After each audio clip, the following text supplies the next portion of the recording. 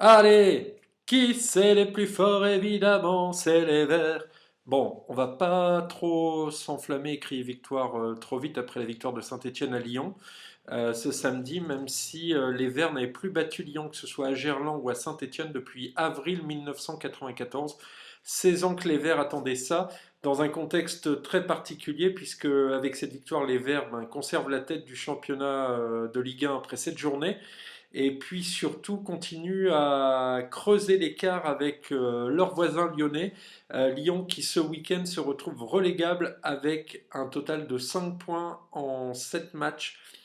Alors autant vous dire qu'après ce résultat, beaucoup d'entraîneurs auraient déjà été limogés de leur poste. Sauf qu'à Lyon, Claude Puel a une chance, c'est que dans 2 jours arrive un match en Ligue des Champions à l'Hapoel Tel Aviv qu'il faudra gagner bien sûr pour conserver toutes les chances de poursuivre l'aventure en Ligue des Champions, mais qui pourrait aussi donner un sursis à Claude Puel, qui est toujours protégé contre vents et marées par son président Jean-Michel Aulas. Voilà, ça c'est le premier événement du week-end. Ce que j'ai bien aimé aussi, alors là c'est un petit clin d'œil pour Jean-Luc, voilà, je te l'ai promis, je te le fais Jean-Luc, c'est la victoire du PSG à Lens.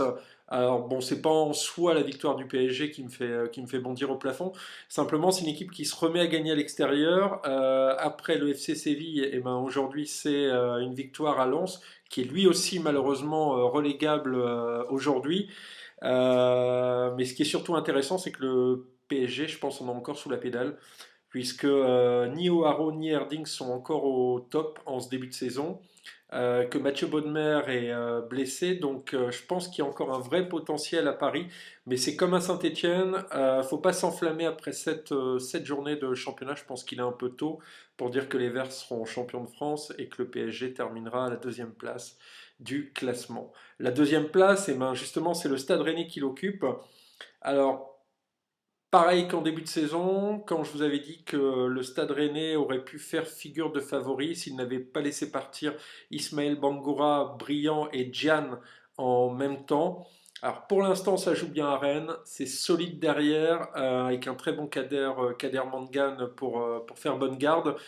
Ça marche pour l'instant, il n'y a pas de souci. Le Stade Rennais est deuxième juste derrière Saint-Etienne avec 15 points en 7 matchs, ce qui fait une moyenne d'un peu plus de 2 points par match. Mais à mon avis, ce ne sera pas suffisant pour terminer premier du championnat, voire terminer sur le podium de la Ligue 1. Voilà, et ben écoutez, moi je vous laisse, je vous souhaite une bonne semaine, et puis la semaine prochaine, on débriefera sur le choc de la journée, le choc qui opposera l'AS Saint-Étienne à l'Olympique de Marseille, deux légendes du foot français qui s'affrontent dans un duel au sommet la semaine prochaine dans le chaudron qui s'annonce d'ores et déjà bouillant du côté de Geoffroy Guichard. Allez, pour ma part, je vous souhaite une bonne semaine et je vous dis à la semaine prochaine. Salut.